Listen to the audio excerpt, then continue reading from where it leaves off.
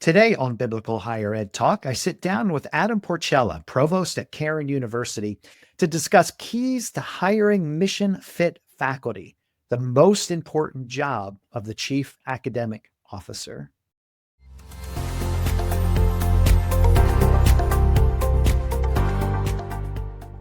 Thank you for tuning in today. I'm your host, Philip Dearborn, president of ABHE, and looking forward to this episode, this conversation this week with our guest, Adam Porcella.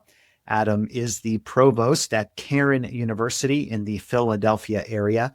And I love the topic that we're talking about, having served in an institution in the role as a provost. I know the fact, and Adam knows too, you all know that hiring mission fit faculty is hands down the most important job of the Chief Academic Officer. There are a lot of things that you do as a Chief Academic Officer, but the hiring of mission fit faculty is definitely at the top of that list. If you don't get it right, you will pay for it at some point. So that's our conversation. Adam, welcome to the show. Thanks for having me, Phil. I'm excited to be here. We're going to get into a study that you actually did, and you presented that study at our Chief Academic Officers Conference this past fall. So we're going to get to that here in a second. But before we do that, just so our listeners can get to know you a little bit, your journey to become provost at Cairn University, I rarely see this kind of a journey. You started in student development and then moved over into the Chief Academic Officer role. How has your student development experience influenced how you lead, and what obstacles did it present when you assumed the provost responsibilities? It's a great question, Phil. My background is actually in student affairs, student development. And prior to serving as the provost here at Cairn University, I served for 4 years as the dean of students and then student affairs at other Christian institutions throughout the United States. When I first applied for the position, again, there were certainly questions, some raised eyebrows, I think, from faculty. I knew the faculty well in my role as the dean of students. I had worked very closely with faculty. I had positioned myself as a resource for faculty. So I had a great working relationship with the faculty. And certainly that was an area of kind of strength. I came into the role having a working knowledge of how offices and departments across the university help support students, retain students, recruit students, particularly outside the classroom learning environment. On the other hand, I was coming into the role having not come up through the traditional faculty ranks that you would expect to see somebody stepping into the provost role. And so there were questions from faculty, from the academic leadership team as I was interviewing for the position. And I think rightly so. And so it was important to me as I stepped into that role to spend a lot of time listening and learning and observing. So my first year here, for example, I made an effort to observe in every class, or at least every core class at the university, which that was a big time commitment.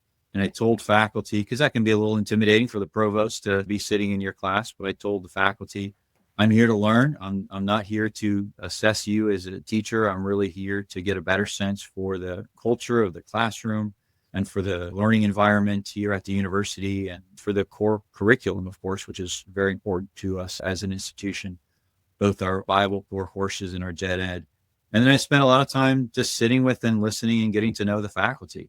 And that was definitely something that I had learned in student affairs. I learned, particularly with students, how important it was to enter into student spaces. That's really how you connect with them. You can't sit in your office and expect students to come to you. You need to be willing to go to students. And in residence life, I mean, you know this, you have a background in student affairs and in residence life. You have to enter their space to go spend time with students in the residence halls, playing pool or hanging out, playing ping pong, going to student activities, being involved in clubs. That's how you connect with students. And I approached really my role and continue to approach my role in that same way, where it is rare that you'll see faculty in my office. I go to them, meet with them in their offices. I spend a lot of time in the various faculty suites on campus. I really make an effort to go and enter their spaces to get to know the faculty better. And that's been great. I also was very careful that I did not position myself as an expert academician. I was somebody who understood the kind of culture of the institution and was able to help faculty build programs, accomplish goals. That resonates with faculty, instead of me just coming in and pretending to be an expert in an area that I'm not necessarily. Yeah.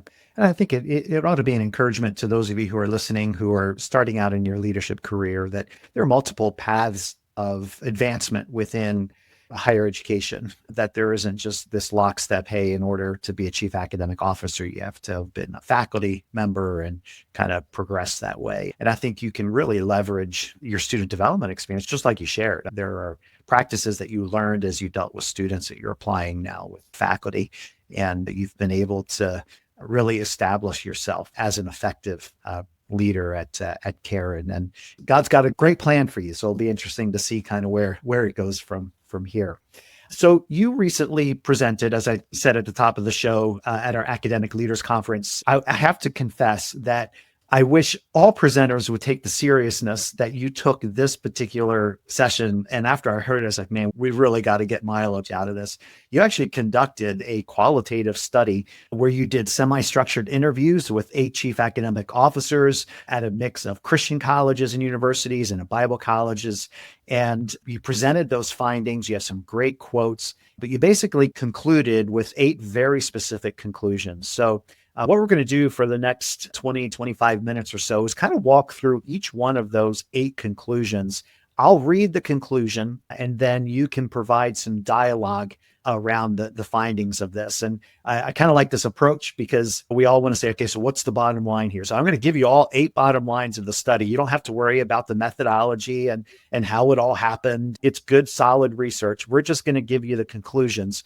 And hopefully it's helpful to you as you're leading at your institution. So I'll read each one of the conclusions, and then Adam, you'll talk about each one. So the first conclusion off of this qualitative study: successful faculty candidates must really believe what the college espouses in its foundational documents.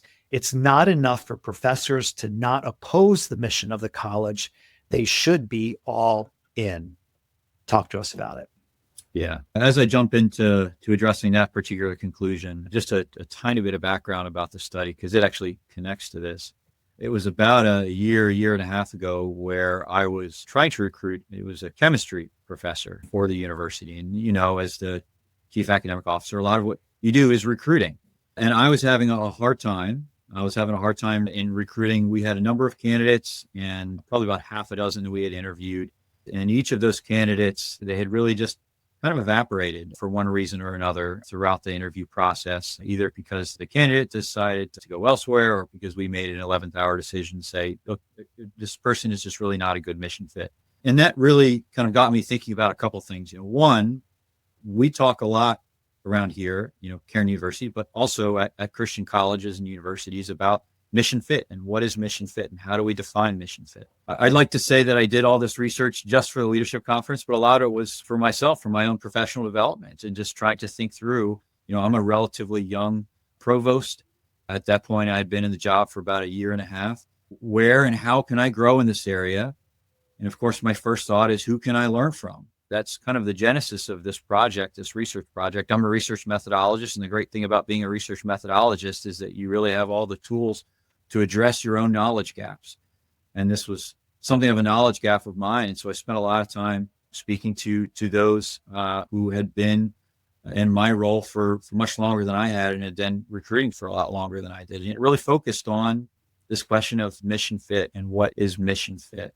There's a lot to mission fit. There's a lot to understanding, because there's a lot that's implied. This question of, okay, when we're recruiting somebody who is a mission fit, what does that actually mean? Is this somebody who just is willing to agree with the mission? Or are we talking about something more than that? Is this somebody who actually can affirm the mission and is equipped to help us as an institution accomplish that mission? So has the education, has the background, has the heart for students to help us to live out our mission as an institution. And talking to different provosts and different academic leaders at institutions, there were some institutions that talked about their requirement that faculty read over the mission statement of the university or a particular statement of faith and agree to uphold it, or at least sign off that they had understood it. But most of the institutions and most of the chief academic officers, the provosts, the leaders I spoke to talked about how important it is that candidates not just affirm that they had read a particular statement of faith or the mission statement, that they be able to wholeheartedly agree with and affirm that mission. Because they just shared one story after another about how they had hired somebody who 6 months later, a year later, 2 years later, issues emerged, and they were often around mission fit and the just agreement with statement of faith. So it is critical that it's more than just I affirm that I've read and can live by. It's wholeheartedly agree. The difference between a transactional approach of, yeah, I read it, check the box. It's like the legal terms when we just scroll through the legal terms and just click yes, right? When we're talking about our statement of faith, when we're talking about our mission, our vision, all of the ethos culture elements, it's not just I tolerate it, but I'm actually behind it. And one thing we're not talking about in this podcast, which is probably the next level, is, okay, then how do you screen for that? But I think raising it to the point of, hey, make sure that you've really tested the mission fit, making sure that those candidates are all in. So let's move to the second one. Successful candidates should be enthusiastic scholars who are eager to connect learning and faith. Their academic work should proceed from their relationship with the living God. This is often the temptation, and this is a temptation that I have, is to just think about academic pedigree and practical matters. What are the candidates' needs concerning salary, things like location? It's often tempting to kind of fall into those categories of thought when you're recruiting. Is this somebody who we can afford to hire? Is this somebody who has the right degrees? But it needs to be deeper than that. There really needs to be. And again, this was something that came out of interview after interview, that you're looking for somebody who has a love for teaching, has a love for the Lord. And really that love for teaching stems from, is rooted in the candidate's love for the Lord. So we have a professor here who likes to say that if you're going to be a teacher of the Bible, you need to first be a student of the Bible. It's so important to look for students of the Bible, which connects to what we often talk about being a lifelong learner. But are these candidates lifelong learners of the Bible? Do they love the Bible? Is that evident in the way that they teach? Is that evident to students? Is that evident in the way that faculty serve students and each other and the institution? Having that depth and maturity of relationship with the Lord, I think, is a foundation for more effective capacity or ability to biblically integrate content. And we talk about that a lot within biblical and Christian higher education. Do we integrate? Because we believe the Word of God has something to say about everything that we experience in life. And if that's true and you're a student of the Word of God, then you're going to very naturally be able to biblically integrate that within whatever your discipline happens to be. And if there's not that depth there, then oftentimes what's presented in the classroom is almost a dichotomy of, this is chemistry, it has nothing to do with the Bible, or this is a philosophy class, it has nothing to do with the Bible. No, the Bible has something to say about everything. And that's a tough work for our college professors to do. It's not just content, it's really integrating the Word of God in that process. So let's move on to the third conclusion. Professors need to love students and be good mentors and models.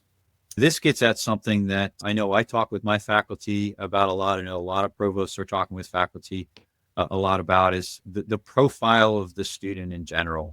It does seem that students are coming to us in need of greater remediation. So a lot of students not growing up in homes where they're taught the Bible are unfortunately not being taught the Bible in churches.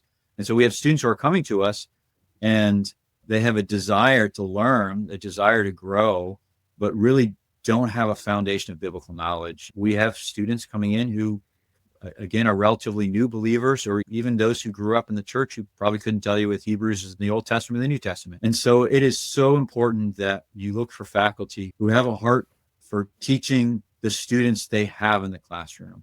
Mm-hmm. So not just the students they wish they had, but the students that they actually have, and a willingness to teach the students that they actually have in the classroom. I think one of the greatest impacts a professor can have is the modeling piece, because you mentioned the lack of biblical knowledge coming in, but also family life and seeing what a mom and dad relationship, healthy one, looks like, and the opportunity that and I think that's a differentiator. I think it's value add also for our institutions, where our faculty are so engaged, or they're just not in the classroom. And it's interesting. One of the questions I often ask at the beginning of an episode is, tell us about a life-changing moment. I ask that of our guests. And so many times the reflection is back to their college experience. And it wasn't the classroom. It wasn't the program stuff. It was a faculty member who showed interest in me as an individual and encouraged me or propelled me forward and said, yeah, you can do this. And I see these gifts in you. And that mentoring relationship, it's so key for our faculty to engage with our students in that way. Yeah. Yeah. And in student affairs, we would talk about students who were classroom car students. If you've heard that term before, the idea that students will occasionally, particularly commuters, they'll drive in, they'll go to class, they'll leave class, they'll get in the car and they'll drive home. And occasionally you do get students like that. Occasionally you get faculty like that too. And the reality is that I think we should be looking for faculty. And it's hard because we place a lot of responsibilities on faculty, and faculty feels like their responsibility and their workload just keeps increasing. But it's critical that faculty have a heart for really being involved on campus and finding opportunities to minister to and mentor students, both inside the classroom and outside the classroom. Fourth conclusion: community of faithful scholars attracts other faithful scholars. When I first started this research, I was expecting to hear from other provosts, tactics for recruiting on particular websites or networking tactics that I could employ here to increase my applicant pool. Again, as I was thinking about, okay, this isn't a pool, this is a puddle. But what I heard over and over again was how important it is to create the type of culture at an institution that is going to draw strong candidates to that culture. So if you create the right academic culture, recruiting almost takes care of itself. And so it is so critical as leaders that we create that sort of culture where it's a robust environment of learning and professional development and collegiality. And it's a type of place where faculty want to work and they want to be a part of that learning community. And when you create that sort of environment, your faculty are going to become your best recruiting tool, because obviously they're going to want to stick around. And so it's connected to faculty retention, but B, they're going to tell other colleagues outside the institution about the academic environment. And so that was actually very eye-opening for me to hear so many leaders, so many chief academic officers at institutions talk about how that was their number one tool for recruiting. It was actually just creating the type of culture at an institution that would draw top candidates from outside the institution. That is so well stated, and it gets culture. Culture is such a critical component of what we do. You do want to create something that people look forward to coming to and they feel part of, especially for faculty who are often isolated, right? There's the sense of silos.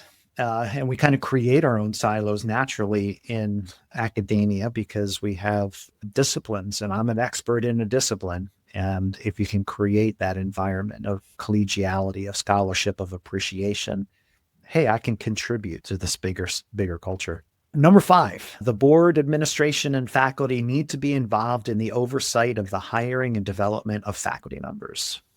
I did speak with a number of provosts who talked about how involved other faculty were in the recruiting process, how involved the board members were in the recruiting process.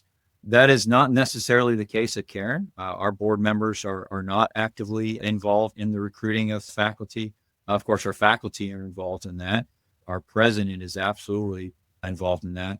But I think what it boils down to is this question of who at your institution is ultimately responsible for missional integrity. And I think that's the question that, again, different kind of models for who's involved in the recruiting process, but that should be clear. There are some institutions where the board really takes responsibility for that. It really is, it's very clear that the board is responsible for kind of maintaining the missional integrity. I talked to a couple provosts who talked about that they really saw it as their role, that they were ultimately responsible for maintaining missional integrity. Now, some of you listening might say, well, that's really everybody's responsibility. And to that, I'd say in some regards, yes. But as you know, if something is everybody's responsibility, oftentimes it becomes nobody's responsibility. And so somebody at the institution, it needs to be very clear throughout the institution, needs to be ultimately responsible for missional integrity. At Cairn, it's our president, and I can say that in a podcast because he would affirm that. And I think everyone else at the institution would affirm that. Which I think brings up a great point of whatever process you have in hiring faculty, the different levels ought to have different roles and responsibilities. So I know that for me, there's no way I know everything about a discipline, right? So your search committee, those who are in a department, play a role of, hey, is this person credentialed? Do they know what they're talking about? Do they know their subject matter? Somebody's looking at biblical integration stuff. Somebody's looking at, their spiritual life. And somebody's looking at their mission fit. So I like how you said it. If everybody's responsible for everything, then nobody's responsible for anything. But to have clear delineation, and it may differ by institution, like you said, and your study clearly displayed that, but somebody's got to be responsible for that mission fit piece, the mission integrity. Like if we're going to bring you on, I need to know and be confident that you're not going to be working against us, that you're going to be on mission with us, heading in the same direction of the institution. Okay, we're moving along. We're doing great. We've got a few more to work through. Collaboration between faculty members of various disciplines opens avenues for motivation and insight. Both in the hiring process and in the, peer evaluation, professional development process. It's just so critical that we break down those silos. You mentioned the silos that often appear at institutions. So there is collaboration across discipline. And so even at Cairn, in our hiring process, the easy thing to do is to say, okay, well, if I'm hiring a chemistry professor, then it really is going to be the chemistry faculty or science or STEM faculty who are going to be interviewing this candidate. But we're careful that even the interview process is interdisciplinary, that we have faculty from our bio department, we have faculty from throughout our School of Liberal Arts and Sciences. We have a faculty from our School of Ed who are all involved in that interview process because they're going to see things differently. And so at many institutions, and this is true at Cairn as well, we have a faculty mentoring program. And that faculty mentoring program, likewise, shouldn't just be interdepartmental, that we actually look for opportunities to connect folks who are newer to the institution to other faculty from other departments or other schools, and entirely recognizing that there is an interdisciplinary nature to what we do at the university. Yeah. So critical. It's got to be intentional. If you're not intentional about it, it's simply not going to happen. So Number 7, awarding of promotion and tenure needs to reinforce the mission of the college, not just the disciplinary guilds of the professor. Whether or not you have tenure at your institution, I think the idea that to even rank that faculty promotion, which of course we do have at Cairn University, is connected to the mission in some way. That this isn't just a matter of how long has the professor been at the institution or what the professor's credentials or pedigree are, but really, do you see the professors growing in their ability to teach in an interdisciplinary way, in an integrated way, to connect with students? Are they living out the mission? And I'd be remiss at this point not to mention the influence that Dr. Jeff Hall at Covenant College had, not just in my thinking in this area, but really in this research. He's been a mentor of mine for the last few years. He was the provost at Covenant College for many, many years, is now retired, and much of his thinking has even shaped the way that I address this particular topic. And something that is done at Covenant College, again, is that faculty rank increase is tied directly to a professional development plan that they have, where faculty will, I believe it's at a 3-year point and then a subsequent perhaps 5-year point, write basically philosophy of education papers and philosophy of biblical integration papers, and that actually the evidence that they have grown in these areas is tied directly to faculty rank increase, which is something that we are just starting to kind of talk about and implement here at Cairn, but this is certainly an area that I think other institutions do really, really well. And Covenant College, I think, is one of those. Yeah. I think what these illustrate, and we have one more to get to, but I think what it illustrates is the intentionality and complexity involved in not only faculty hiring, but the retention of faculty and creating these environments. And I think that's often under the surface where, people don't always see the amount of work that it takes in order to facilitate this. A faculty evaluation system that's not simply about, I observed you in a class and you've put in your 10 years, so therefore you move from assistant to associate professor. No, there's actually expectations of demonstrating that there is mission fit, that you have grown in your capacity and understanding of what it means to be part of our community, and that you do understand what a philosophy of education is, and you fine tune what that philosophy is over a period of time. That takes hard work, but the benefits of it do everything else that we talked about in now attracting other faculty into that environment. So the last one, there's flexibility in job and position descriptions to accommodate the right person, not vice versa. Where so many of the academic leaders that I talked to talked about how it was more important to them they find the right person, and that they could then credential that person, help that person find the right credentials. That was far more important than finding somebody who had the right credentials and then trying to shape personality or shape character or force an alignment with mission fit as an afterthought. And so this was encouraging to see. And a lot of the academic leaders I talked to talked about how they were increasingly willing to recruit folks who were a little younger, maybe who didn't have terminal degrees, and then invest in them for the long term, helping them kind of get the right credentials, get the terminal degree. That was really, really key.